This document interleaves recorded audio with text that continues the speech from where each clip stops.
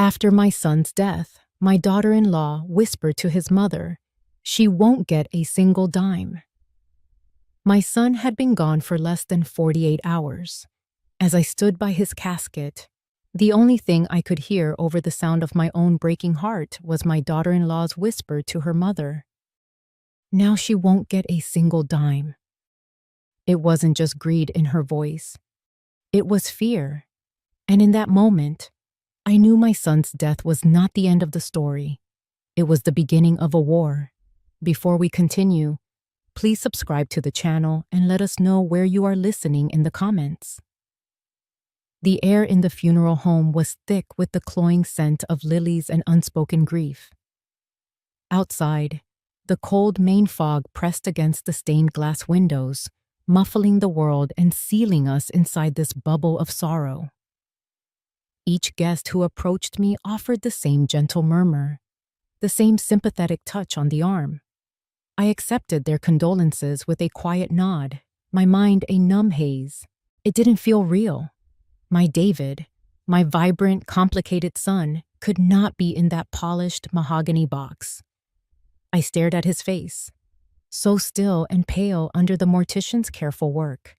He looked like a stranger wearing my son's favorite suit.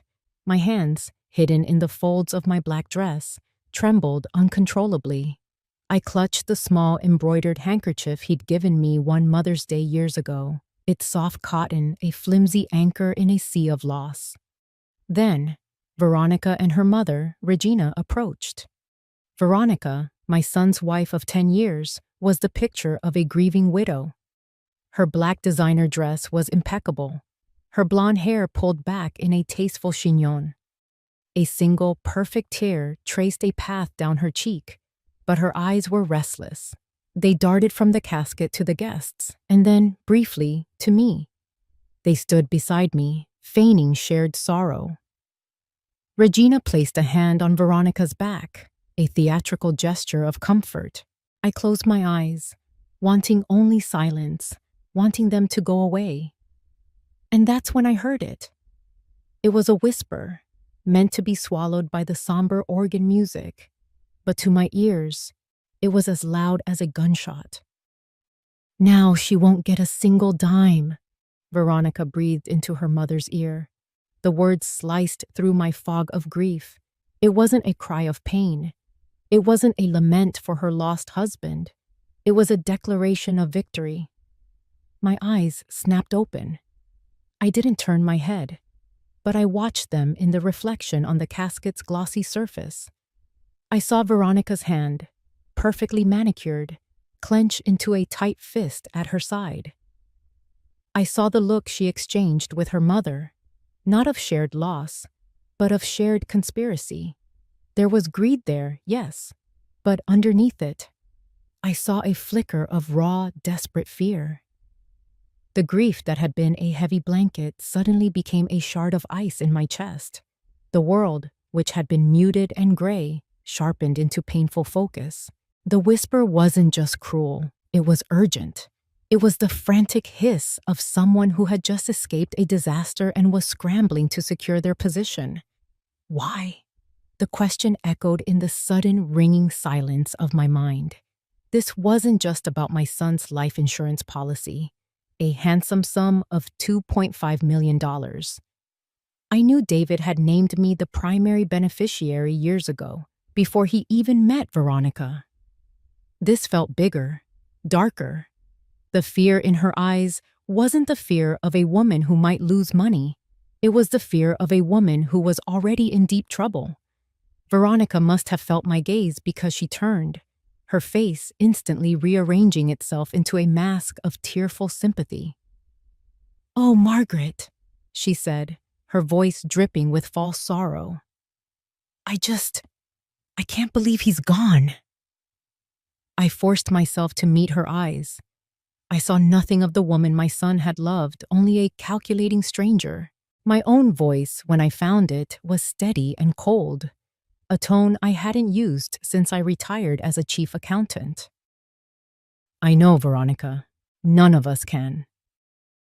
I turned my attention back to my son, my real son, Not the waxen figure before me, but the memory of him. The whisper had changed everything. It had desecrated this sacred place of mourning, but it had also given me something I didn't have moments before: a purpose. The other guests saw a heartbroken mother, a 72-year-old widow lost in her sorrow. Veronica saw an obstacle, a problem to be managed. They were both wrong. That whisper had awakened the part of me that had been dormant for years.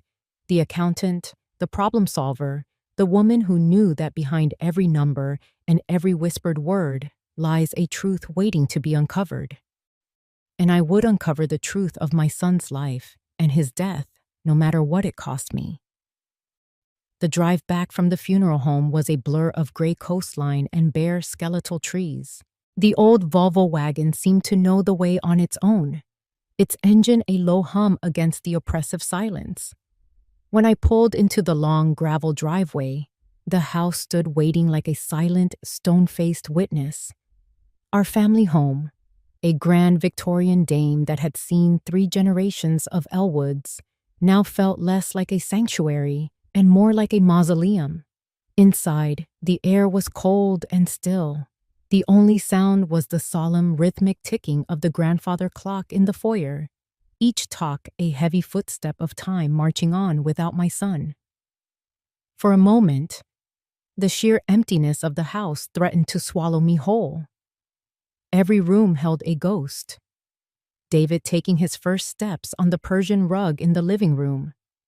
David doing his homework at the massive oak dining table. David, just last Christmas, standing by the hearth, laughing, his voice echoing off the high ceilings. I walked past the living room, past the dining room, my hand trailing along the cool wood of the banister. I couldn't bear to linger in those shared spaces. Instead, I found myself drawn to the one place that was exclusively his study. The door creaked open, revealing the room just as he'd left it. It was a library of his life. Shelves lined with books on history and finance, a framed photo of us on his desk, his leather armchair still holding the faint impression of his form. The scent of old paper, leather, and his subtle cologne hung in the air. This is where the wave of grief should have finally broken me. I expected to collapse into his chair and let the sorrow consume me, but it didn't. As I stood on the threshold, something else took over. It was the accountant in me, the part of my mind that spent 40 years finding discrepancies in columns of numbers. My brain, desperate for an anchor, latched onto logic and order, and David's study was the epitome of order. He was meticulous, a place for everything and everything in its place. My eyes scanned the room not with the soft focus of nostalgia, but with the sharp precision of an audit. And that's when I saw the first thing that was wrong. On the second shelf, nestled between a biography of Churchill and a treatise on economic theory, was a well-worn copy of Moby Dick.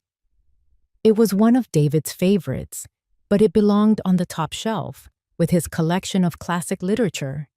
It was out of place by a full 12 inches. It was a small thing, insignificant to anyone else. But I knew my son. He wouldn't have been so careless. I walked over to the bookshelf and ran my fingers along the spines. The leather on the other books was smooth, coated in a fine, undisturbed layer of dust. The spine of Moby Dick was clean, as if it had been handled recently.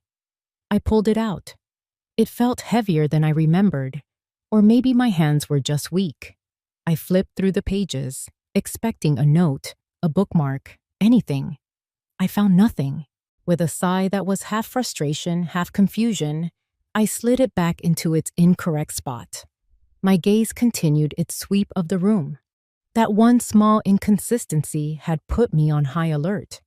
My eyes landed on the large oil painting hanging above the fireplace, a portrait of my late husband, David, and me, painted a decade ago.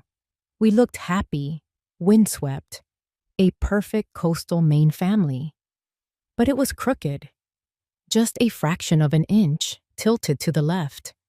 David would have sooner let the roof leak than allow a picture to hang askew in his study.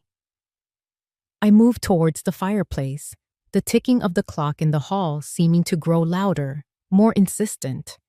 My heart was beating a little faster now. This wasn't grief. It was adrenaline. I reached up, my hand surprisingly steady, and adjusted the heavy frame. As I nudged it back into perfect alignment, my fingers brushed against the wall behind it. I felt a small, rough indentation in the plaster. Curiosity overpowering everything else, I tilted the painting away from the wall. There, hidden behind the frame, was a tiny, deliberate scratch. It wasn't a crack from the house settling or an accidental scuff. It was a clean, sharp line, about half an inch long, as if someone had marked the spot with the tip of a knife. I let the painting fall back into place. I stood there in the center of the silent room, the pieces clicking together in my mind, forming not a clear picture, but the distinct outline of a puzzle. The misplaced book, the crooked painting, the hidden mark. These weren't random details. They were messages. My son, the meticulous planner, the man of order, had deliberately created disorder. He was trying to tell me something. Veronica's whispered words at the funeral echoed in my ears. Now she won't get a single dime. She wasn't just talking about money. She was afraid of something else, something David knew about, something he had hidden. The cold in the house was no longer the chill of emptiness. It was the thrill of a hunt. My son had left me a map, and I, the woman who had taught him how to read and how to reason, was the only one who could follow it. The pain in my chest was still there, a dull, heavy ache. But now, it was mixed with something new, something fierce and unyielding, resolve. I was no longer just a grieving mother. I was my son's last line of defense. The next morning, I drove the 20 minutes into our small coastal town to see Richard Hale. Richard had been my late husband's best friend since they were boys, and our family's lawyer for as long as I could remember. His office, a converted carriage house behind his own stately home, was a cozy fortress of mahogany, worn leather, and the comforting smell of old books. It was a place where problems were meant to be solved over a cup of tea, a relic from a more civilized time. Richard, with his shock of white hair and kind, wrinkled eyes, greeted me with a hug that felt both strong and gentle. He sat me down in one of the deep leather armchairs facing his sprawling, paper-strewn desk. "Margaret, I'm so sorry," he began, his voice a low rumble. "There are no words." "I know, Richard," I said, my own voice tight. I reached into my handbag and pulled out the thick envelope containing David's life insurance policy. I placed it on the one clear spot on his desk. "I need you to look at this." Veronica's behavior at the funeral. It was unsettling. Richard put on his reading glasses and carefully reviewed the documents. He hummed thoughtfully, his brow furrowed. "Well, it's all ironclad," he finally said, looking at me over the rim of his glasses. "David set this up years ago. You are the sole beneficiary of the $2.5 million policy. Veronica has no legal claim to it whatsoever. It's as clear as day." A wave of relief washed over me, but it was fleeting. Then why would she say what she said? Why did she seem so desperate? Richard leaned back in his chair, which groaned in protest. He steepled his fingers, a habit he had when he was thinking deeply. "Greed makes people do ugly things, Margaret. But you're right to be cautious. My advice? Keep your cards close to your chest. Don't engage with her. Let me handle all the official correspondence. We'll dot the I's and cross the T's, and this will all be settled quietly." His calm, professional demeanor should have reassured me completely. And yet, as I drove home, a sliver of doubt remained. Richard was a good man, a loyal friend. But he was a man who believed in rules and order. Veronica's whisper hadn't felt like a legal challenge. It felt like a threat from a world where the rules didn't apply. That night, sleep was a distant country I couldn't reach. The house was silent except for the grandfather clock, its ticking now sounding like a countdown. I went downstairs to David's study, the room where I felt closest to him, and switched on his desk lamp. The warm pool of light illuminated the copy of the insurance policy I'd brought home. I sat in his chair, the leather cool against my skin, and picked up the document. I wasn't looking at the legal jargon anymore. I was looking for a message. My eyes scanned the pages, filled with clauses and stipulations, until they landed on the policy number at the top of the first page. ME818D12. I'd seen it before, of course, but I hadn't looked at it. Now, under the intense focus of the lamp, it seemed to leap off the page. It wasn't just a random string of characters generated by a computer. My accountant's brain, trained to see patterns in chaos, kicked into gear. David had chosen this. He had to have. My breath caught in my throat. Me. It couldn't be that simple, could it? I grabbed a pen and a notepad from his desk drawer. My hand was shaking slightly as I wrote it down. Me. Margaret Elwood. My initials. A jolt, like a current of electricity shot through me. It was him.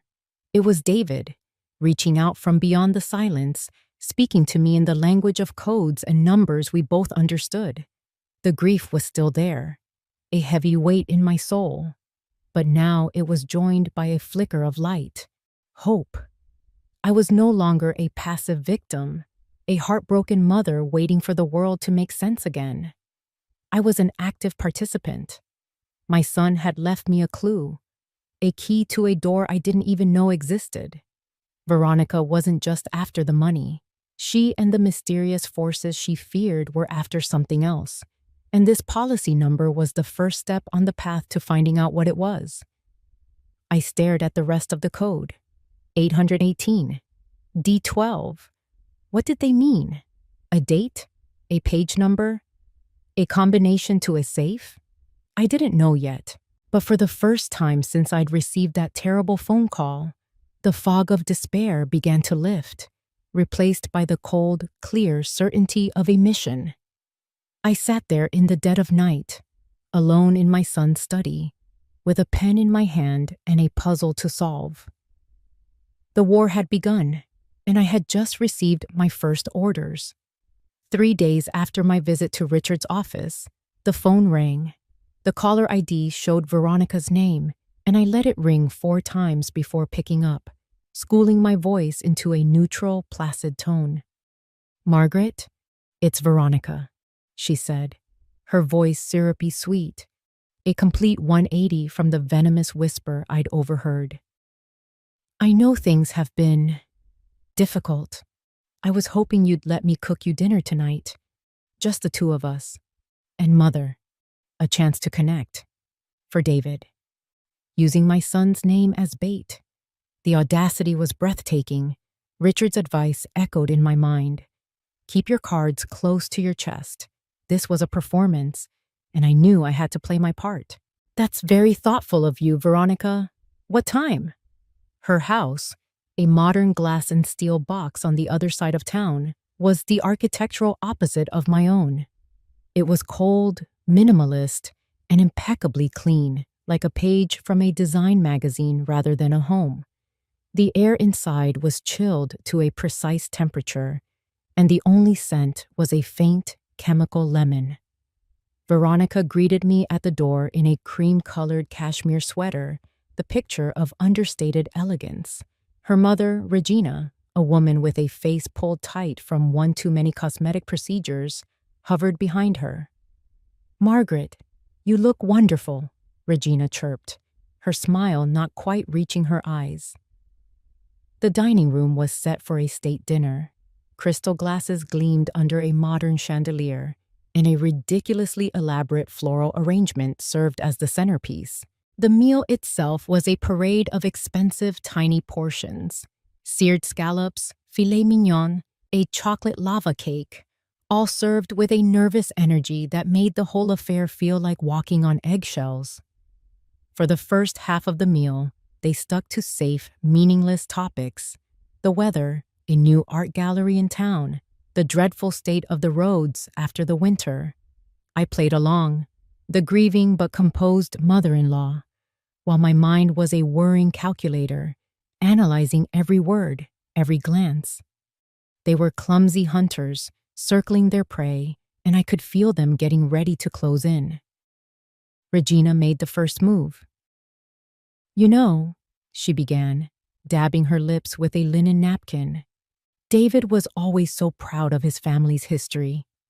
The Elwood name means so much in this town." "We have a lot to be proud of," I agreed, taking a slow sip of my water. "All those lovely things in your house," she continued, her voice a little too casual. "The antiques, the paintings. Your husband had such impeccable taste. David must have inherited that." I saw Veronica give her mother a subtle warning glance. Too soon, too obvious. Veronica smoothly took over, her tone gentle and solicitous. "What Mother means is, we were just talking about how important it is to preserve David's memory, all the things that were important to him." She paused, refilling my wine glass even though it was still half full. "He was always so sentimental about his father's things, the old desk, the books." She let the sentence hang in the air. This was it, the real reason for the dinner. They weren't after the furniture. They were fishing. I put on my most wistful expression, letting a little tremor enter my voice. Yes, he was. He loved his father's library, said it was his legacy, a legacy of knowledge, he called it. I looked directly at Veronica, my eyes misty. "That's the most valuable thing his father left him, you know. Not the money or the things, the principles." I saw a flicker of frustration in Veronica's eyes before she masked it. They weren't getting what they wanted. It was time for her to cut to the chase. She leaned forward, placing her hand on my arm. Her touch was cold. "Of course, Margaret. The principles are what matter." Her voice dropped to a confidential, almost conspiratorial tone.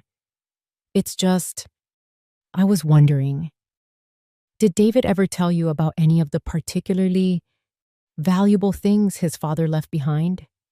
Anything special he might have kept locked away?" The question was delivered perfectly, a blend of idle curiosity and loving concern. But I heard what was underneath. The desperation. The hunt. They weren't looking for an antique clock or a first edition book. They were looking for something specific, something they believed was hidden. I let out a small, sad laugh. "Oh, my dear, my husband wasn't a man for secrets and hidden treasures. Everything he valued was out in the open. His family, his books, his honor." I looked from Veronica to Regina, my expression one of pure, simple sincerity. "I'm afraid the only thing he locked away was his heart, and he gave me the only key." The disappointment on their faces was palpable. It was a subtle shift, a slight dimming in their eyes, a tightening around their mouths. But to me, it was as clear as a confession. This dinner wasn't about reconciliation. It was an interrogation. And I had just passed their test by telling them exactly what they didn't want to hear, that I was clueless. They thought they were playing me, but in reality, they had just shown me their entire hand. They were searching for something, and they were terrified I might find it first. Before we continue, please subscribe to the channel and let us know where you are listening in the comments. The disastrous dinner with Veronica left a bitter taste in my mouth that had nothing to do with the overpriced food. For the next 2 nights, I barely slept. I'd lie in bed, staring at the shadows on the ceiling, replaying that stilted conversation, her probing questions, and the raw disappointment in her eyes. They were on a scavenger hunt, and I was living on the treasure map. On the 3rd night, I gave up on sleep entirely around 2 in the morning. The old house was so quiet I could hear the faint hum of the refrigerator downstairs. I pulled on my robe and patted down the creaking central staircase, my only guide the pale moonlight filtering through the tall foyer window. My destination was the kitchen. My intention, a cup of warm milk. An old remedy for a restless mind. As I reached the bottom step, a flicker of movement outside caught my eye. Headlights swept across the driveway before being abruptly cut. A car door opened and closed with a soft metallic thud. My heart leaped into my throat. No one visited this house at 2 in the morning. I flattened myself against the wall in the shadows of the foyer, my breath held tight in my chest. A key slid into the front door lock. It turned with a soft click that sounded like a thunderclap in the silence. The door swung open, and a figure slipped inside. It was Veronica. She closed the door behind her as quietly as she could, clearly believing I was sound asleep upstairs. She didn't turn on a light, instead using the flashlight from her phone to navigate. What in God's name was she doing here? My first instinct was to step out of the shadows, to confront her, to demand an explanation, but Richard's voice of caution and my own gut feeling held me back. Let her show her hand. I remained frozen, a statue carved from shadow, as she tiptoed past the foyer and headed directly for David's study. I heard the soft click of the study door closing. A thin line of light appeared under it. She was searching, frantically from the sounds of it. I could hear the rustle of papers, the soft thud of books being taken down and replaced, the scrape of a drawer being opened. She was looking for the valuable thing she'd asked me about. After what felt like an eternity, but was probably only 10 minutes, the light from her phone reappeared in the hallway. She was moving towards the front door, empty-handed and clearly agitated. Then her phone buzzed. She stopped dead in her tracks, right in the middle of the foyer, not 10 feet from where I was hiding. She answered, her voice a frantic, terrified whisper. "Hello, Mr. Sterling?" The name hit me like a physical blow. Sterling. It sounded powerful, cold, and dangerous. I pressed myself harder against the wall, straining to hear every word. "Yes, it's me," she hissed. "No, I didn't find it. I looked everywhere he might have put it." There was a pause. Even from where I stood, I could feel her flinch. She was being berated, torn down by the voice on the other end of the line. "I know," she pleaded, her voice cracking. "I know what's at stake." Another pause, longer this time. Her whole body was trembling. "The mother? I told you I had dinner with her. I tried. She doesn't know anything. Or she's putting on the act of a lifetime. She just talked about memories and principles." She listened again, nodding frantically in the dark. Yes, I understand. Just, please, give me more time. I'll get back in. I'll tear the whole place apart if I have to. I will find that USB, I promise." She ended the call, slumping against the wall for a second, as if her strings had been cut.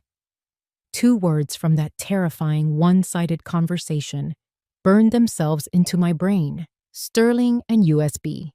This was no longer a family squabble over an inheritance. This was something else entirely. I was standing on the edge of a dark, unfamiliar world. A world with men named Sterling who made my daughter-in-law tremble with fear. A world where a simple USB drive was worth breaking into a dead man's house in the middle of the night. Veronica gathered herself, took a shaky breath, and slipped back out the front door into the foggy Maine night. I waited until I heard her car engine start and fade into the distance before I finally allowed myself to breathe. My legs felt weak, and I had to grip the banister to keep from collapsing. The warm milk was forgotten. The house was no longer just empty. It was compromised. It was a target. And I, A 72-year-old widow was standing right in the center of it. The 2 days following Veronica's nocturnal visit were a waking nightmare. I jumped at every creak of the old house, my nerves stretched as taut as a piano wire. The name Sterling and the image of a USB drive played on a loop in my mind. I was a prisoner in my own home, haunted by questions I couldn't answer and a threat I couldn't see. On the 3rd day, my granddaughter, Emily, arrived with a bag of groceries and a determined look on her face. She took one look at my pale, exhausted state and immediately took charge. "Grandma, you look like you've seen a ghost," she said, her voice full of a warmth that was a balm to my frayed soul. "You can't just sit here and stew in it. We need a distraction, a project. Let's go tackle the attic." The attic was my husband's domain, a dusty repository of a life well lived. It was crammed with steamer trunks, forgotten furniture draped in white sheets like slumbering giants, and boxes upon boxes of memories. The air was thick with the scent of cedar and time itself. Emily's idea of a distraction was, in truth, the last thing I wanted to do. But I was too tired to argue. She was a whirlwind of youthful energy, pulling down boxes and laughing at old report cards and my questionable fashion choices from the 1970s. I mostly sat on an old wooden crate, just going through the motions, a spectator in the museum of my own past. "Oh, what's this?" Emily said, pulling a heavy, leather-bound photo album from the bottom of a trunk. It was my husband's, filled with photos from before I even knew him. His college years, his early career. She sat down on the dusty floorboards beside me, and we began to turn the thick, yellowed pages. There were black and white photos of young men in tweed jackets, my husband looking impossibly handsome and serious. There was Richard Hale, looking almost identical but with dark hair. They were inseparable, 2 sides of the same coin. Emily turned a page. "Wow, they really loved the great outdoors, didn't they?" The photograph took up the entire page. It was a hunting trip. My husband and Richard, both in their early 30s, were kneeling in a forest clearing, flushed with victory behind a magnificent stag. Standing between them, one hand resting proprietorially on the stag's antlers, was a third man. He was handsome, impeccably dressed in expensive hunting gear, with dark, slicked-back hair. But it was his eyes that held my attention. While my husband and Richard were smiling, his expression was one of cool, detached appraisal, a predator's smile that didn't reach his cold, calculating eyes. "Who's the third guy?" Emily asked casually. "He looks like a movie star." My blood turned to ice water in my veins.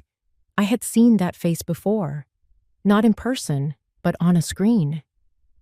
After Veronica's phone call, I had spent hours online, my hands shaking as I typed Sterling and Dominion Fund into the search bar. An article from a business journal had popped up, complete with a recent photo of its CEO. The hair was gray now, the face lined with age, but the eyes were exactly the same. My breath hitched. I felt the color drain from my face. "Grandma?" Emily's voice was suddenly sharp with concern. "Are you okay? You've gone white as a sheet." I couldn't speak. I could only stare at the photograph, at the 3 men bound together in that moment of triumph. My husband, his best friend, and the man who was terrorizing my daughter-in-law. My own voice, when I finally found it, was a dry, raspy whisper. "Emily, the name I asked you to look up for me. The investment fund." "Dominion Fund? What about it?" "The CEO," I managed to say, my throat tight. His name was Alistair Sterling. I raised a trembling hand and pointed to the handsome, cold-eyed man in the center of the photograph. "That's him." Emily stared, her mouth falling open slightly as she compared the face in the photo to the one she must have seen online. The pieces were no longer just clicking into place. They were slamming together with the force of a car crash. This wasn't a new problem. This wasn't David's mess. This was a ghost from the past. This nightmare had its roots in a time before my son was even a thought, in a friendship I knew nothing about. And Richard, my friend, my trusted lawyer, the man who had sat in his cozy office and advised me to be cautious, to let him handle it. He wasn't an outsider looking in. He was in the picture. He was there from the very beginning. The feeling that washed over me was a betrayal so profound it eclipsed everything else. Veronica's greed, the threat from Sterling, all of it paled in comparison to this. The man I had trusted with my son's legacy was part of the lie. I looked at the photograph, at his smiling face, and for the first time in my life, I saw him not as a friend, but as a stranger with secrets. I was utterly and completely alone. The photograph in the attic changed the board entirely. Richard wasn't just a friendly advisor. He was a piece in the puzzle, a ghost from the very beginning of this nightmare. My trust in him had evaporated, leaving behind a cold, hard suspicion. But I couldn't afford to alienate him. Not yet. He was still a powerful player, and I needed to keep him on my side of the table, even if I was watching his every move.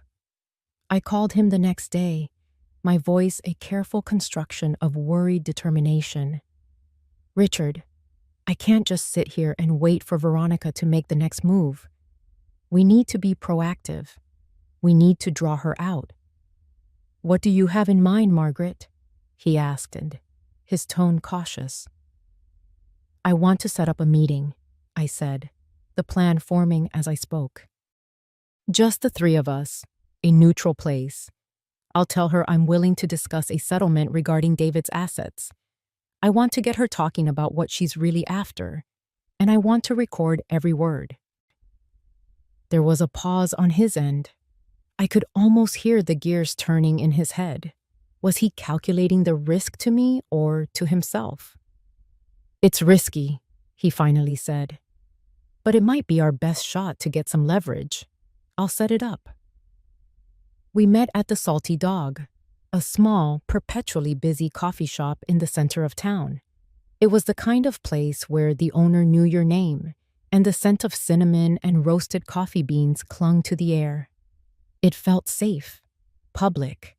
I had a tiny digital recorder tucked into my handbag, its red light blinking discreetly.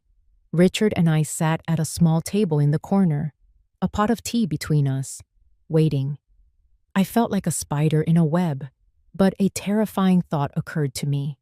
What if I wasn't the only spider? Veronica arrived exactly on time.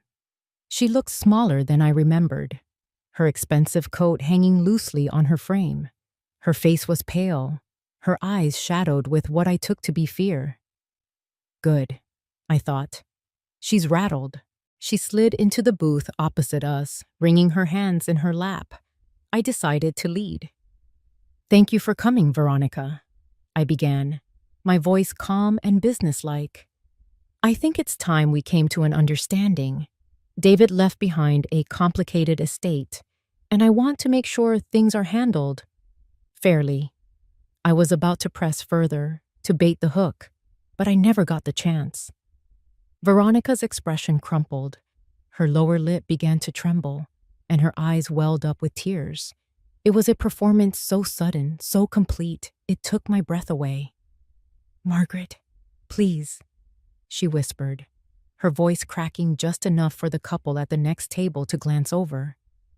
I know you're in pain, but you have to stop this. I stared at her, completely thrown. Richard shifted uncomfortably beside me. Stop what? I asked, my voice coming out sharper than I intended. Her tears began to fall freely now. This cruelty, accusing me of things. You think I'm after money? Margaret, I just lost my husband. Her voice rose slightly, catching the attention of more patrons. You've been harassing me, saying I'm a thief. Now you drag me here to try and bully me into some kind of deal? The tables had been turned so fast I felt a sense of vertigo. This wasn't the cornered, desperate woman from the phone call. This was a polished actress, and Alistair Sterling was her director. I was speechless, my carefully laid plan in smoking ruins around me. That's not... I stammered, but she cut me off. You didn't? She asked, her eyes wide with feigned innocence. She reached into her purse and pulled out her phone. Then what is this? She pressed a button, and I heard my own voice, cold and menacing, fill the cozy coffee shop. I know what you're after. The recording was choppy, my words ripped from their original context. It was from a brief, tense phone call we'd had about funeral arrangements. You'll give me what I want. Another snippet, this one from a conversation about a piece of furniture David had promised her. A significant sum. It's the only way this ends peacefully. The final words, taken from a discussion about settling a bill, were delivered like a gangster's threat. The doctored audio was a masterpiece of malicious editing.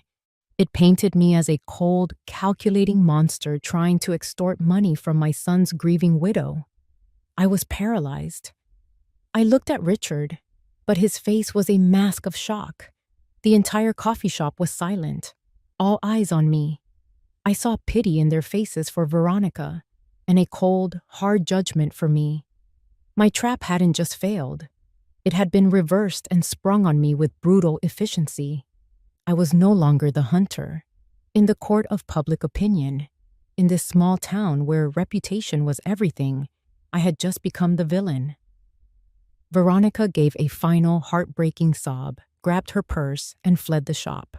She left Richard and me sitting in the wreckage, under the weight of a dozen pairs of accusing eyes. My plan was dead in the water, and I had been utterly, completely outplayed. The humiliation from the coffee shop clung to me like the damp sea fog. For 2 days, I didn't leave the house. I felt the weight of the town's judgment, the whispers and stares, even behind my own locked doors. Richard had called, offering apologies and legal strategies, but his words felt hollow. He was in that photograph, a smiling ghost at a feast I never knew was happening. I was on my own. That night, a full-blown nor'easter slammed into the coast. The wind howled like a banshee, and rain lashed against the windows in horizontal sheets. The old house groaned and shuddered under the assault, and the power flickered twice before dying completely, plunging me into a darkness that was absolute. I lit a few candles, their small flames dancing nervously in the drafts, casting long, skeletal shadows that writhed on the walls. I was in the living room, wrapped in a thick wool blanket and trying to read by candlelight, when I heard it. A sound that didn't belong to the storm, the sharp, sickening crack of breaking glass, followed by a faint thud from the back of the house. My blood ran cold. I froze. Every muscle tensed, straining to listen over the roar of the wind. Was it just a storm? A branch falling? No, this was deliberate. Someone was inside. My first thought was the phone, but the landline was dead. My cell phone was upstairs on my nightstand, a million miles away. Panic, cold and sharp, pricked at the edges of my composure. I slid off the sofa and crept into the dark foyer, my heart hammering against my ribs. I could hear footsteps now, slow and methodical, moving through the dining room. They weren't the frantic steps of a common thief. They were the confident steps of someone with a purpose. I backed away, melting into the deep shadows beneath the main staircase, and held my breath. The footsteps went straight to David's study. I heard the door open. Then, the sounds of a search began. Not a clumsy ransacking, but a controlled, efficient sweep. Drawers were pulled open and shoved shut. Books were swept from shelves. He was looking for something specific. He was looking for the USB. After a few minutes, the footsteps left the study and came back into the hall. For one terrifying moment, I thought he was coming up the stairs. I squeezed my eyes shut, praying to a God I wasn't sure I believed in anymore. But the steps went past the staircase and up the smaller, back stairs that led to the master suite, to my late husband's bedroom, which I hadn't touched since he passed. The search continued up there, more drawers, the closet door sliding open. The intruder was a professional. He was in and out of the house in less than 15 minutes. I heard the back door close softly, and then there was only the sound of the storm once more. I stayed hidden for a long, long time, my body trembling, until I was sure he was gone. With shaking hands, I lit another candle and forced myself to move. I had to see the damage. David's study was a disaster. His meticulously organized life had been violated, his books and papers thrown to the floor. It was a scene of calculated chaos. Then I went upstairs. My husband's room was the same. Clothes pulled from drawers, the contents of his desk scattered. They had searched the two places most precious to the men in my life. I returned to David's study, my candle flame casting a weak, trembling light over the wreckage. As my eyes swept across the room, I saw it. In the very center of David's large leather-top desk, a space that had been deliberately cleared, sat a single object. It was a chess piece, a king carved from black, polished onyx. I stared at it, the meaning hitting me with the force of a physical blow. This wasn't just a warning. This was a message, delivered with the utmost arrogance. It was from Sterling. He was telling me he was the king on this board. He was telling me my son, a mere pawn or knight, had been taken. He was telling me not to make the same foolish mistake. The public humiliation at the coffee shop had been one move. This violation, this invasion of my home, was another. He was showing me he could get to me whenever he wanted. The fear that had held me in its icy grip for the past hour didn't vanish, but it was consumed by something else, something hot and powerful. Rage. A cold, clarifying fury. He thought a broken window and a child's game piece would send me scurrying into the corner like a frightened mouse. He thought he could intimidate a 72-year-old widow into submission. He had just made the biggest mistake of his life. A line had been crossed. This was no longer about defending my son's memory or protecting his inheritance. This was about justice. I picked up the cold, heavy chess piece.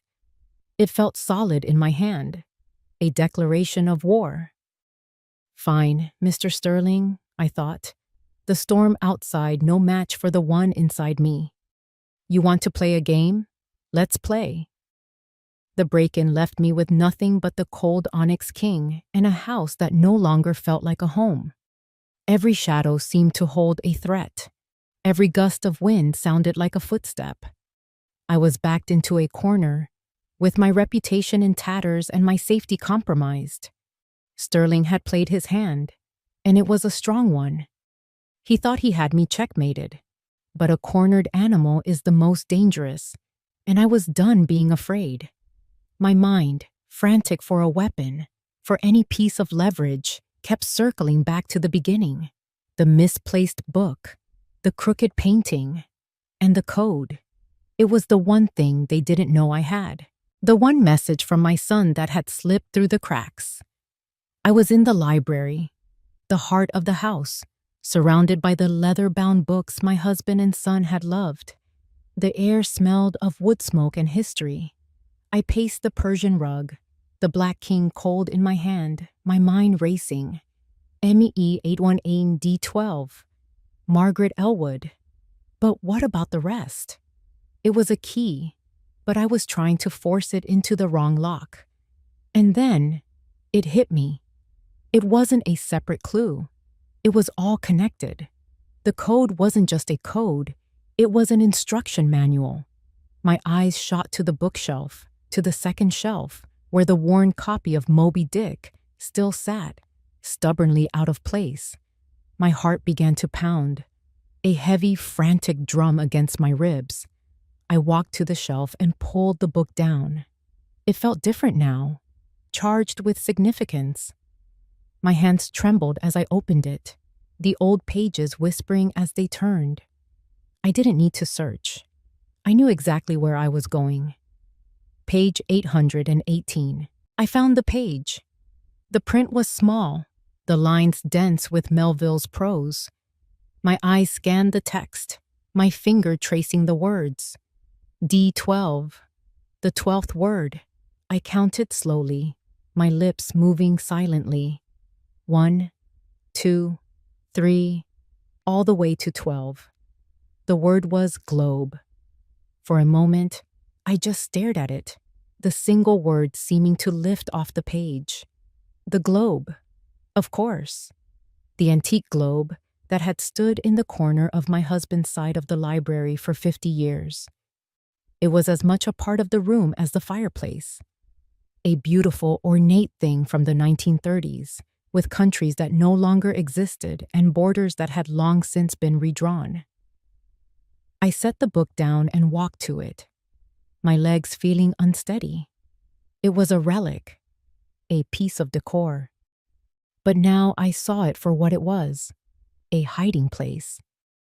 I ran my hands over its curved surface, feeling the raised lines of the continents. I spun it on its brass axis, the way David used to when he was a little boy, dreaming of faraway places. I searched for a button, a latch, a seam that didn't belong. My fingers found it near the South Pole, a tiny, almost imperceptible ridge in the plaster and paper. I pressed. A section of the Antarctic continent clicked inward, revealing a small, hollow compartment. And nestled inside, on a bed of faded velvet, was a small black flash drive. A USB. I plucked it out. It was no bigger than my thumb, but it felt as heavy as a gravestone. This was it, the heart of the entire mystery. The thing Veronica was tearing the house apart for. The thing Sterling was willing to threaten and intimidate me for. I had it. A wave of pure, unadulterated triumph washed over me. I had beaten them. I hurried to David's study, the USB clutched in my fist. I sat at his desk, took a deep, steadying breath, and plugged it into his laptop. The screen flickered, and a single password-protected folder appeared. My heart sank. It was locked. What could it be? A birthday? An anniversary? Then I looked at the Black King still sitting on the desk. A message from the enemy. Maybe it could be a key. I typed in the word, King. The folder opened. It was filled with dozens of files, spreadsheets mostly, bank statements, scanned contracts. I clicked on the first one. A ledger appeared, columns of numbers stretching across the screen. These weren't legitimate business dealings. They were complex, layered transactions, money moving through shell corporations in the Cayman Islands and Switzerland. It was a meticulously detailed roadmap of a massive money laundering operation. I saw names, dates, amounts that made my head spin. And at the center of the web, the primary beneficiary of all of it was the Dominion Fund. I had found the evidence, the proof that could destroy Alistair Sterling. But as I scrolled through the labyrinthine data, my eyes fell on a small detail at the bottom of the spreadsheet. Metadata, the file properties. My blood went cold. Author, Elwood, Charles. Date, created October 12, 1998. Charles Elwood, my husband. The room began to spin. It couldn't be. Not him. Not the man I had loved and honored for nearly 50 years. I frantically clicked on another file, and another. It was all the same. His name was on every single one. He wasn't a victim. He wasn't a pawn. He was the architect. He had built this entire criminal empire from the ground up. My son hadn't been a conspirator trying to hide it. He had inherited this poison pill, and had died trying to figure a way out. The bottom fell out of my world. The triumph I had felt moments before curdled into a horror so profound it stole the air from my lungs. The grief I felt for my son was a sharp, clean wound. This was a soul-deep cancer, a betrayal that rewrote my entire life, turning every cherished memory into a lie. I stared at my husband's name on the screen, the name I shared, the name of our family, now a brand of absolute corruption, and I began to weep, not for my son, but for the man I never truly knew at all. The truth didn't set me free. It caged me in a prison of my husband's making. For hours, I sat in the dark, the laptop screen casting a ghoulish blue light on my face as I navigated the labyrinth of his crimes. The storm outside continued its assault, a fitting soundtrack for the complete demolition of my life. But as the first gray light of dawn broke through the clouds, the grief and horror began to cool, hardening into a singular, ice-cold purpose. This ended tonight, on my terms. I picked up the phone. My first call was to Veronica. She answered on the first ring, her voice a mess of anxiety. "Hello?" "It's Margaret," I said, my voice devoid of any emotion. "Come to the house. Now, come alone. I have what you're looking for." I hung up before she could respond. My second call was to Richard. "Margaret, are you all right? I've been worried sick." "I need you to come over, Richard," I said, my tone flat and uninviting. "There's been a development. It's time to put all the cards on the table." I didn't wait for his reply either. I went into the living room, lit a small fire in the hearth, and placed the USB drive in the exact center of the heavy oak coffee table. Then, I sat in my husband's favorite wingback chair and waited. Veronica arrived first, as expected. She looked like she hadn't slept in a week. Her eyes, wide and terrified, immediately locked onto the USB drive. She looked from it to me, a dozen questions and accusations dying on her lips. "Sit down, Veronica," I said calmly. She obeyed, perching on the edge of the sofa as if ready to bolt at any moment. Before either of us could speak again, the headlights of a second car swept across the living room window, a heavy, expensive SUV. My heart didn't even flutter. I had expected this. The king doesn't send a pawn to do a queen's job without oversight. The front door opened, and Alistair Sterling walked in as if he owned the place. He was exactly as I remembered from the photograph, only older, harder. He exuded an aura of expensive tailoring and absolute power. He gave Veronica a look of withering contempt before turning his cold eyes on me. "Mrs. Elwood," he said, his voice a smooth, polished baritone. "An unexpected pleasure. It seems my employee has made a mess of things."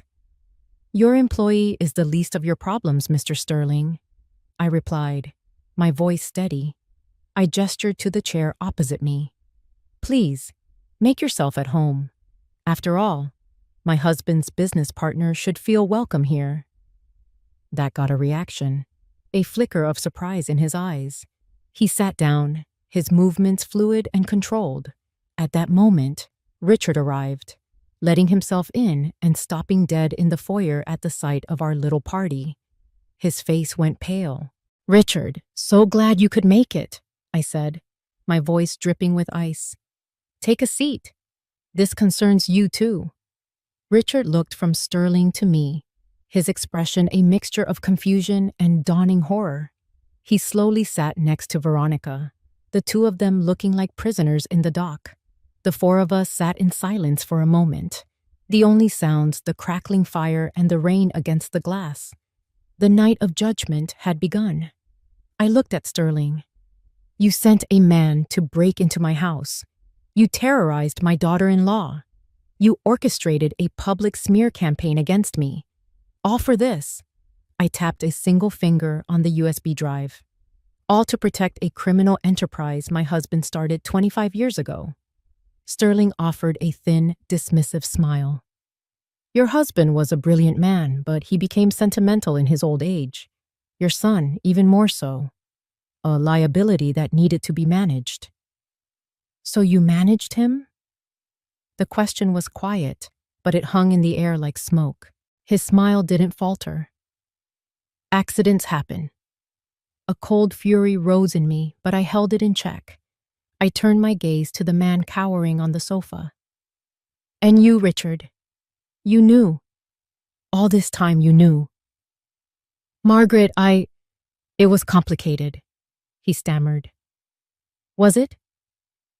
I reached into the pocket of my robe and pulled out the old photograph from the attic. I tossed it onto the table next to the USB drive. It looks quite simple from here. The three of you, the founding fathers of the whole damn thing. Richard stared at the picture of his younger, smiling self, and something inside him broke. He buried his face in his hands, his shoulders shaking. I didn't know what it was at first, he confessed, his voice muffled. Charles and Alistair came to me for legal advice, setting up offshore corporations. It was aggressive, but on paper, it was legal. By the time I realized what the money was, where it was coming from, I was in too deep. I was complicit. He looked up, his eyes filled with a lifetime of regret. I'm so sorry, Margaret. I've lived with this guilt every single day. The confession hung in the air, raw and pathetic. All the secrets were finally out, laid bare in the flickering firelight. Veronica was weeping silently. Sterling looked on with detached amusement, as if watching a mildly interesting play. Richard was a broken man, and I, the grieving widow, the foolish old woman, sat there with the evidence that could destroy them all, my entire world a pile of ashes at my feet. Sterling's arrogant dismissal of my son's life hung in the air, thick and poisonous. Richard was a wreck. Veronica was a ghost, and I was the calm eye of the hurricane. The fire crackled, counting down the seconds of our lives. I opened my mouth to deliver my verdict, to decide the fate of everyone in the room, when the world outside exploded in a chaos of flashing red and blue lights. Headlights flooded the living room, painting the walls in strobing, frantic colors. Heavy, booted footsteps pounded on the front porch. Before anyone could react, the front door burst open and two uniformed police officers stormed in, weapons drawn. Nobody move! Police! For a heartbeat, everyone was frozen. Then, Sterling shot to his feet, his face a mask of pure fury. What is the meaning of this? He boomed, his voice accustomed to instant obedience. He didn't get it. An officer was on him in a second, twisting his arm behind his back with a grunt of effort. Sterling, for all his power and money, was just a man, and he gasped in pain as the cold steel of handcuffs clicked around his wrists. You have no idea who you're dealing with, he snarled, his composure finally shattering. He wasn't looking at the police. He was looking at me, his eyes burning with a hatred so pure it was almost a physical force. This is her. This is a family squabble, a crazy old woman's fantasy. As they started to haul him away, he threw his head back and roared, a final desperate act of defiance. Ask her about her husband. Ask her about Charles Elwood. He started it all. This is his filth, his legacy. His words echoed in the suddenly quiet room as the police dragged him out into the stormy night. Veronica, who had been a statue of terror, finally collapsed. She slid from the sofa to the floor, a heap of expensive cashmere and broken sobs. Please, she wept, her words barely audible. Please, I'll tell you everything. He made me do it. I was trapped. Please. An officer gently helped her to her feet, while another stood by Richard, who didn't even look up, He just sat there, a broken man, staring at the ghost of his younger self in the photograph on the table. The chaos subsided as quickly as it had begun. The flashing lights still pulsed through the windows, but the shouting was over. A man in a trench coat stepped through the open doorway. It was Police Chief Brody, a man I'd known since he was a boy delivering our newspaper. His face was grim, his eyes full of a weary sympathy. Behind him, in the doorway, I saw Emily. Her face was pale, her eyes wide with fear and love. She had made the call. She had saved me. Brody's gaze swept over the scene. The weeping daughter-in-law, the disgraced lawyer, and me, sitting perfectly still in my late husband's chair. His eyes finally rested on the small black object on the coffee table. "Margaret," he said, his voice soft but firm. "Your granddaughter said you had evidence. Is that it?" I didn't answer.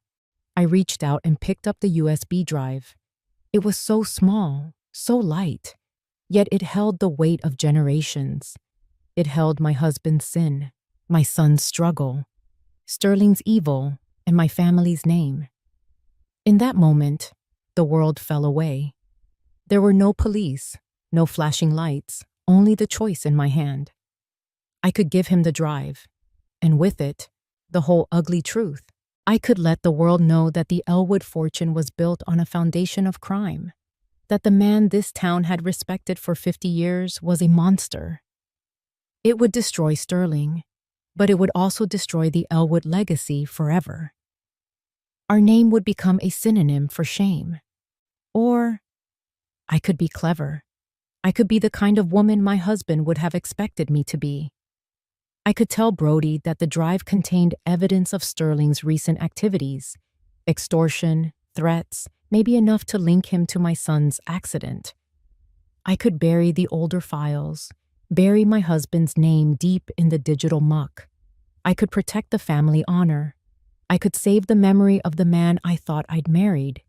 It would be a lie, but it would be a lie that preserved a certain kind of order. I looked at the USB in my palm.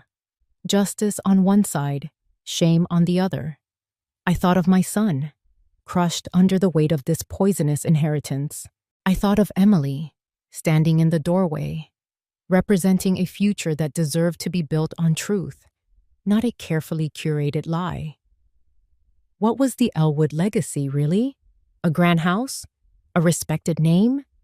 Or the chance to finally do the right thing, no matter the cost? My choice was clear. I looked up and met Chief Brody's gaze. My hand was perfectly steady as I held out the drive. "Everything you need is on here, Chief," I said, my voice clear and strong. Everything. 6 months have passed since that stormy night. The autumn sun, low and golden, now streams through the windows of the old house, filling the rooms with a gentle, forgiving light. The trial was a spectacle, the talk of the town and a minor sensation in the national business pages. The Elwood name, once a symbol of old money and quiet dignity, was dragged through the mud.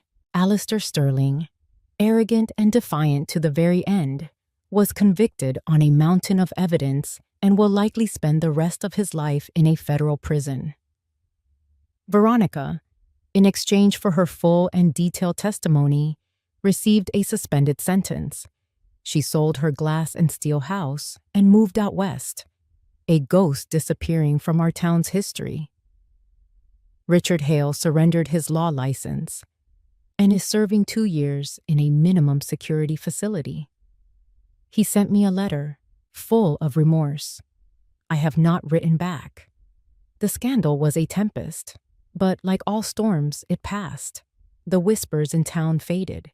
The stares softened into something resembling respect.